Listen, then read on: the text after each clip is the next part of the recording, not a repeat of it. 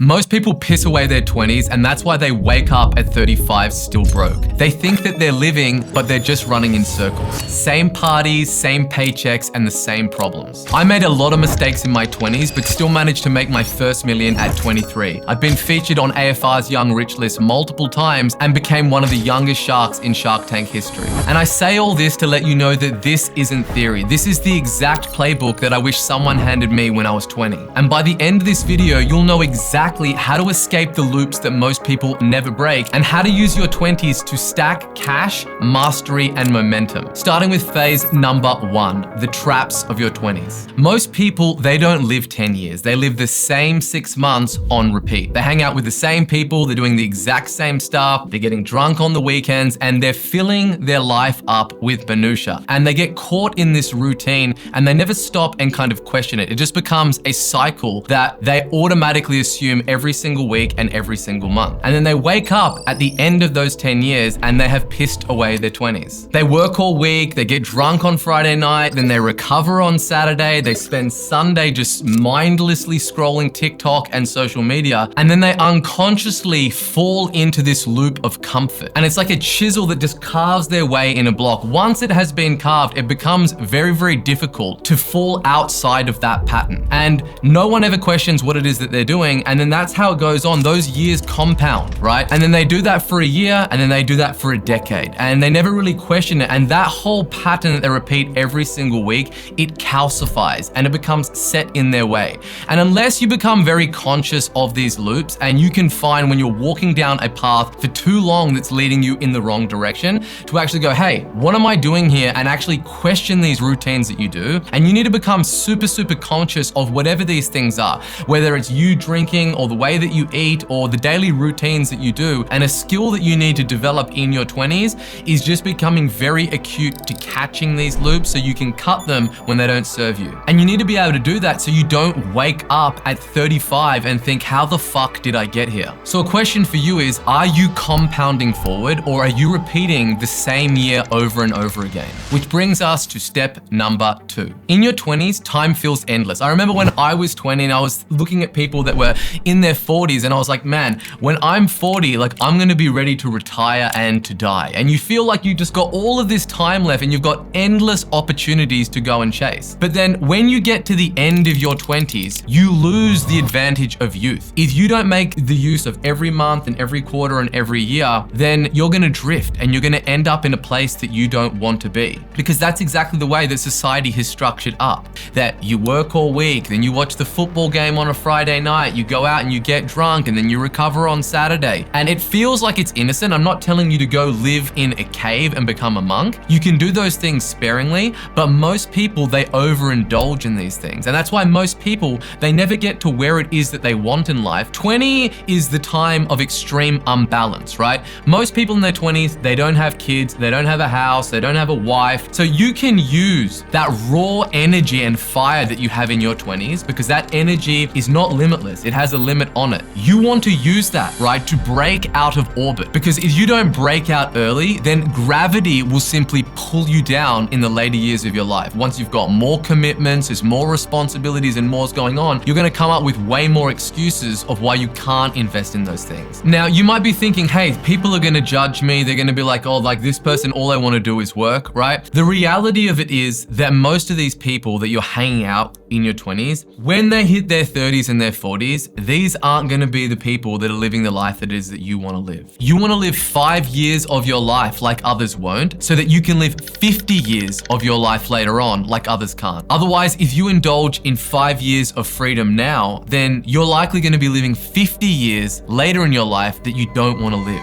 Which brings us to step number 3. If you were to fast forward from your 20s to your 30s, where is it that you would want to be, right? What kind of attributes would you want to have? What kind of skills would you have wanted to accumulate? When I was 18, I moved to London and I indulged in all this stuff. I was working, I was going out and partying a lot, and I kind of did this. I went through a chapter where I did this for, let's say, 3 years of my life, and I went hard and I got it all out of my system. And then I thought to myself one day, I was like, hey, like this isn't fun anymore, right? I used to like just do this because everyone's doing it. I had a lot of fun in the beginning doing it, and it got old very, very quickly. And I was able to catch myself and be like, hey, this isn't serving me anymore. And you go out to these places, you go out to these bars, you go out to these nightclubs, and typically, yeah, there's a whole bunch of younger people, and then there's people in their late 30s and their 40s, and you look at these people and you're like, why are these people still here? They never stopped and said, hey, this isn't fun anymore. This is not the right place for me. Let me move on to the next season. And I was very, very quick to catch that and being like, the last thing that I want to do is wake up at 35 and look like that dude or that guy over there. I don't want to be like these people.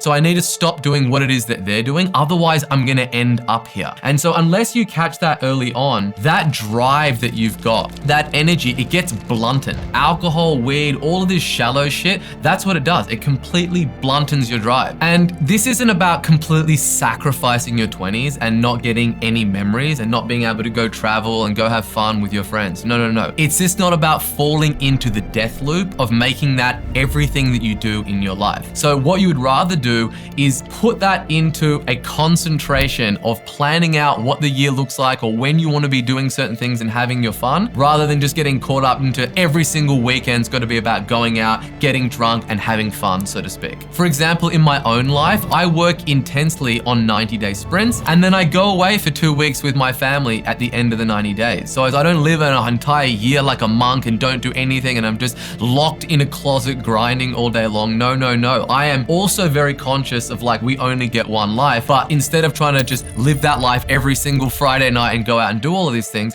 I'd rather concentrate those efforts and make that time extra special. So the question to you is, what would your life look like if you cut out all of these vices for just 12 months? Which brings us to step number 4. Most people in their 20s have either gone to university or they've just finished school and they are in their hometown that they grew up. And their social circle are the same people that they grew up with. And then they let that social circle hold them back from the growth that it is that they want because they feel judged, right? They're like, I can't act in a new way because all of my friends are gonna look at me and be like, what the fuck are you doing? Why are you acting like this? And then late in their 20s, most people, they'll either move city or they'll wake up and then won't feel so connected to those people anymore, but it's already too late at that stage. That's why I think the biggest cheat code that you can do in your 20s is to literally move out of where you grew up. So there is nothing holding you to the identity of who it is that you used to be, and that you can just start fresh and you can build the person that it is that you want to be. And in addition to this, most people also spend a huge amount of time in shallow relationships and trying to date in their 20s. And to most guys, they spend the majority of their time thinking about girls. So if you have a look at how they structure up their time, they're spending 60 to 70% of their time just thinking about girls and going out and meeting people and dating people that never really go anywhere at all. And in reality, if you want to be someone of value, that value doesn't just come out of nowhere. It comes from the relentless amount of work that you do on yourself as an individual in your 20s. So instead of spending a huge amount of time trying to go out there and game people and attract people, you first need to become somebody that somebody would want to be with. And the way that you do that is by working on yourself. I even have friends of mine right now that are like, man, I just wish I could find somebody. There's no good women out there. There's no good men out there, right? And I think that the biggest cheat code to all of this is to first become somebody that would attract that person in the first place. And I think the number one cheat code that it is that you can apply is just to get in great shape in your 20s, right? That's something that doesn't cost you any money. There's no excuses. You can literally do push-ups and sit-ups in your bedroom. And that's one aspect of your life that you can get in order until you figure out all the other stuff that it is that you're working on. Step number 5. In your 20s, the downside is really nothing, but the upside is absolutely everything. So what you want to do is you want to take as many swings as you possibly can. You want to be the yes man and say yes to everything to put yourself in the right situations where luck can spark. Because no matter how clear and how much clarity that you have in your 20s, you're never really going to know what it is that you want to do. And the only way to figure out what it is that you want to do is just to have more swings at bat, to go out there and sample a little bit of everything, try a bunch of different jobs, work in different industries. It doesn't end up anywhere. You lose some money, you go down a road, it's a dead end. You're still young. You still have youth on your side, and then you can try another road. Because once you know what it is that you want to do, you want to cut out absolutely everything else. Because winners isolate and they work intensely in private, and then they get rewarded in public. Where losers, they all congregate together. A question that I get asked all the time is like, Sabri, like, how are you networking with all these people and flying all around the world? Like, what's the networking hack that you can give me? What's the source that I can kind of get into rooms and I can network with people? People want to network with people that are of value, right? Most people go into a networking situation and they look at extracting as much as they can of that situation. Like, who in this room can get me to the next level? Who can open this door for me? It is a selfish thing to look at a networking situation to think about what is it that you can extract. Instead, what you want to do is you just want to become someone of value that people want to naturally network with. And if you get good enough at one thing, the word gets out there. People start to recognize you from the work that you're doing. And then once you're at that stage, right? Once you have a world-class skill set, then you want to go out there and network with people and DM people. And don't be afraid of saying, hey, this person's doing something interesting. Let me reach out to them. I'm happen to be in their city. I'll DM them and maybe we can connect, right? In every city that I go, I put a call out on my Instagram, or there's people that I know that live there that are doing cool shit. I'll DM them. So in your 20s, you want to take big, violent swings at a big goal. There is limited downside, but infinite upside. Alrighty, so now you know what the plateau loops are, but being aware of these plateaus is only going to take you so far, because what you need now is the right weaponry to actually go out and play offense. Which brings us to phase number 2, core weapons. Step number 6. So once you find something that's working because you've been taking all of these swings, you're going to get your first taste of success. And you're going to think, okay, I took all of these different actions, I tried all of these different things, and then I got this little win. So let me repeat that same action, and then I'll get even more wins. And then they start up 6 different side hustles. They think they need multiple streams of income. They look at all of the richest people in the world that are all talking about diversification and having multiple streams of income. And they don't see that these people only have multiple streams of income now because they mastered one thing. They had one big liquidity event, one big monster win, and then they took all of that cash and then they diversified, and now they have multiple streams of income. That's not how they got the cash to begin with to have multiple streams of income. They had one vehicle. You want to utilize your 20s in having big swings and taking big bets. So when you're looking at, if you've got a few things that are working right now, look at the one that has the biggest upside. If everything was to go right, would it place you into a different galaxy? That is the vehicle that it is that you want to chase. And then once you make that decision, make the decision to go all in and to become truly world class at this. Which brings us to step number 7. Every person has a chapter of their life that defines their character. And it's this lonely, gritty chapter that, like a chisel, it carves the deepest line in your characters. And you can't try to avoid it, because all the people that it is that you look up to in life, they all survived a season that you didn't see. And I can tell you from experience that it's not fun while you're going through it, but just remember that the hardest of steel is forged in the hottest of fires. But what happens to most people is that they feel this isolation and they feel this pain, and then it signals to them, hey, I need to avoid this, and I mustn't do this because it's hard and I don't want to do hard things. But that's the foundation that it requires. The only way is through. You have to go through this chapter in order to get out of the other side. And it's what's going to form you as a character. It's all of these times that you're going to look back on and think about, like, man, that was rough. Like, how hard I was working, all of the sacrifices that I make. But when you do get through it, it's also some of these times that felt like hell when you were going through them that are some of the fondest memories, because it's those dark nights that make the sunny days even more sweet and more memorable. And I can tell you from experience is just do not avoid it. Embrace it and understand that this isn't going to be forever. You're not going to live like this forever. This is going to be a chapter that you go through. Which brings us to step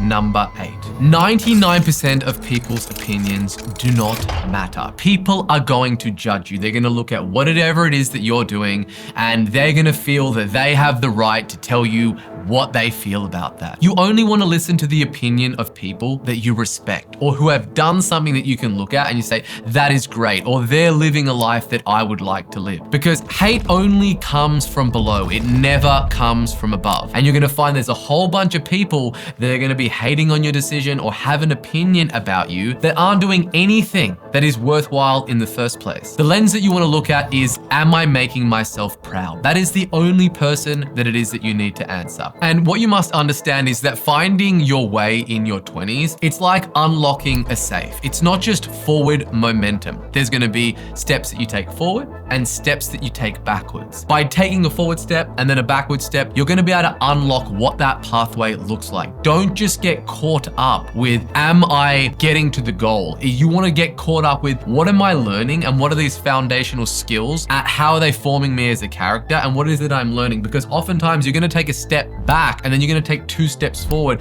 based on that learning and that pain. And you just want to be taking so much action and putting in so much volume in your craft and whatever it is that you're doing that it would be unreasonable for you to ultimately not end up at that outcome after a decade. Which brings us to step number 9. Your 20s is not about earning, it's about learning. And we live in a day and age where everybody is so concerned about flexing on Instagram and looking rich and getting rented Lambos and doing all of these things. These people are caught up in the spoils of success. They aren't caught up in the type of person that you need to become in order to be successful. Have all of your focus on just how do I learn the most? And whatever the opportunity is that you're doing, understand that you might be in a job and it might feel like, hey, I'm not earning the most that I possibly could in this job and there's more people earning, more money than me in this other vehicle. That's having your attention on just earning. Instead, there are 3 vectors of value when you're looking at an opportunity that is. And the first one is, yes, how much money am I getting paid to do the thing? And this is the vector that most people over-index on. They're just like, it's all about, I just want to earn the most amount of money. And if they earn the most amount of money now, then they end up not earning the most amount of money long term. Because the second vector of value that you want it is what is it that I'm learning and who is it that I'm learning for? And what skills am I going to stack in this role, in this opportunity vehicle that I'm in right now? And how are those skills and experience going to serve me in the latter years of my life? And this is the most important one. I can tell you I learned this firsthand. I worked shitty dead end jobs earning £5 an hour. But the skill that I learned was the skill of sales that I still use to this day that has helped me build my empire. If I was only focused on making the most amount of money in my 20s, then I simply wouldn't have that skill set. And then the third vector of value is what is the network that I'm building, right? Who's the manager that I'm going to work for every day? And what are the opportunities that me working for that individual is going to open up further down the road? And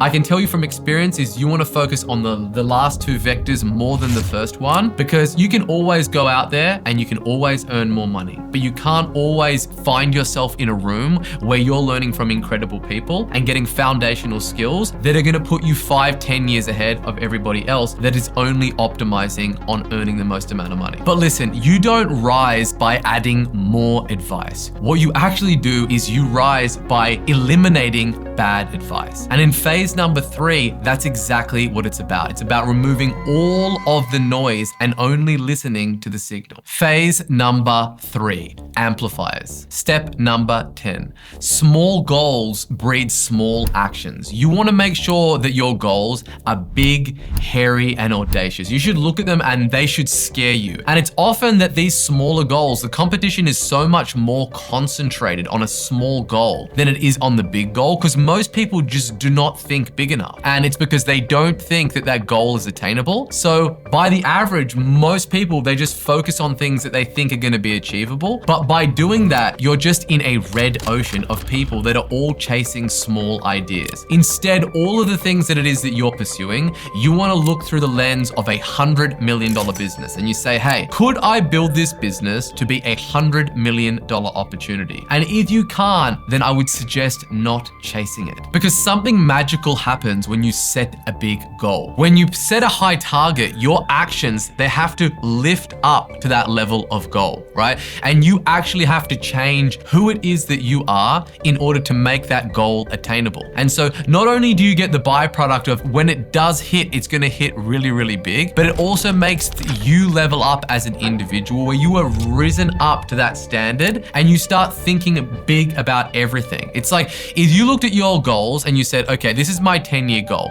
What is it that I would need to do to achieve my 10-year goal in the next 12 months? Just that exercise alone, it changes your thinking, which brings us to step 11. And whether you're working a job or you're starting a business, for everybody, the one thing is true that they experience some level of lifestyle creep. They get a job, they have more disposable income, then they start to buy useless shit that they don't need. Because they do that, they're using any little bit of extra income that they've got in stuff that it doesn't need that just bogs them down. And when you really look at it and you say, well, why is it they're doing it? They're doing it because of some outside expectation or by lifting your status up. You don't want any of these things in your 20s. Your 20s is not about accumulating shit that it is that you don't need. You want to live very frugally in your 20s. Everything that it is that you buy, it has a tax associated with it. Not a physical monetary tax, but an energy tax. It weighs you down. We've all experienced that liberating feeling of taking a whole bunch of shit that we don't need and taking it down to Goodwill and giving it away. That freeing feeling. Instead of just having that once in a while, you want to live your 20s like that. You want to keep it very, very simple. Mattress on the ground,